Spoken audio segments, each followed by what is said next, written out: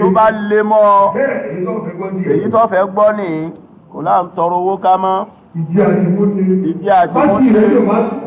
kò lébò mú tẹ̀sùbá 77 mẹ́tàdínlọ́gọ́rin tó bá ìpéjọ́ méje ara ó dẹ̀ ọ́. Gbogbo alágbọ̀n nǹkan tí ìmọ̀ọ́mù tó sọ̀rọ̀ tó ń sìn nǹkan tó sọ kẹ́ẹ̀kan lè máa rí pé ẹ̀sìn Islam láti òkè délẹ̀ irọ́ ni. Wọ́n ní ẹni tí àti jẹ àti mú bá le fún tàbí nǹkan kí nǹkan tó bá ń ṣe yín kẹ́ mú tẹ̀sùbá yín kẹ́ ṣe súrátù Quraysh líláfi Qurayshi 77 every day fún 7 days nígbé nǹkan yẹn ọ̀nà máa ṣí. Ẹ̀yin èèyàn wa irọ́ lásán ni, irọ́ lásán ni. Àwọn tó ń sọ̀rọ̀ yìí wọ́n ò lọ skúù, àwọn tí ò lọ skúù ni wọ́n ń pa irọ́ fún ẹ̀yin tẹ́ lọ skúù. Àwọn èèyàn dẹ̀wà ń bẹ́ wọ́n ṣe Allahu Akbar. Kí ni ìtumọ̀ líláfi Qurayshi?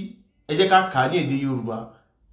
Ìkẹ́ láti ọ̀dọ̀ Allah fún ìdílé Qurayshi láti wà papọ̀ nínú ààbò, fún wọn láti wà papọ̀ nínú ààbò lórí ìrìn àjò wọn ní ìgbà òtútù àti ní ìgbà ooru.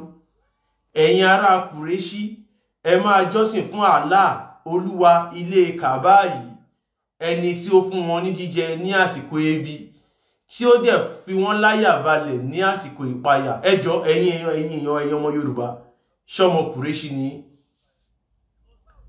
No, ṣé ọmọ Qurayshi ṣóhun ni yín?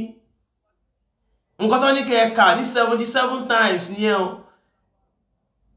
Nǹkan tẹ́ ń fẹ́ ẹ máa rí, ebi tó ń pa yín ó máa lọ, owó tẹ́ ń wá ẹ máa rí. Ìyà jẹ. Kí ló wá dé tí àlìmájìrì ṣe pọ̀ ní north? Ṣebí mùsùlùmí ni wọ́n? Ṣé wọn ò ka líláfi Qurayshi ni? Ẹ̀yin èèyàn wa, irọ́ ni gbogbo nǹkan táwọn àfáà yìí ń sọ o. Ẹ lọ ka Quran fún ara yín ní èdè abínibí, èdè tẹ́ gbọ́yé.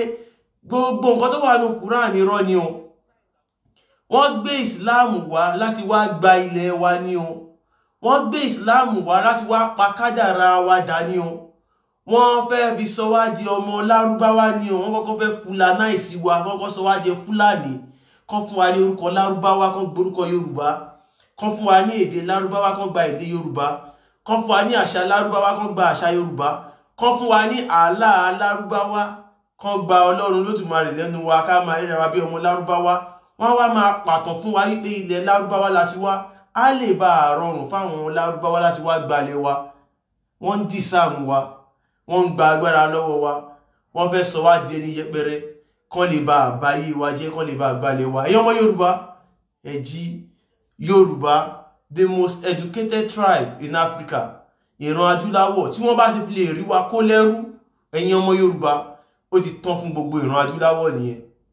Tí wọ́n bá fi lè rí wa kó lẹ́rú, àwọn ẹni yìí wọn ò níṣẹ́ ẹ̀rí. Ẹ máa rí wọn nú ọkọ̀ bọ̀gìnì, owó yín ni wọ́n ń gbà, wọ́n ń ta irọ́ fún yín, ẹ̀dẹ̀ ń fún wọn lówó. Àwọn èèyàn náà sọ, wọ́n ní òótọ́ dọ́jà òkúta. Irọ́ lẹ̀yin ọmọ aráyé fẹ́.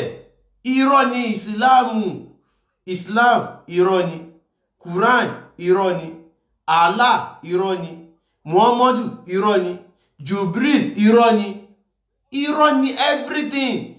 Wọ́n kàn máa lọ mú àwọn ááyà tó jẹ́ pé ó kéré, ó rọrùn fún yín láti sáré há sórí, wọ́n kàn gbélé yín lọ́wọ́ pé kẹ́ máa kà. Irọ́ lásán ni.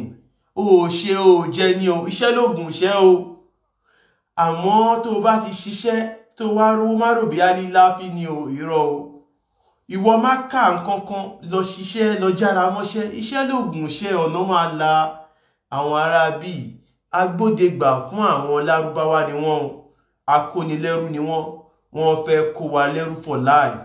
Ẹ̀yin ọmọ Yorùbá, àbọ̀ ọ̀rọ̀ ó tó fọ́mọlúàbí, tó bá dénú ẹ̀ á dodindin. Allah kò kí ń ṣe Ọlọ́run Olódùmarè, Olúwa ilé Kàbá ni. Mo sọ yìí, mo dúró, ó dìgbà.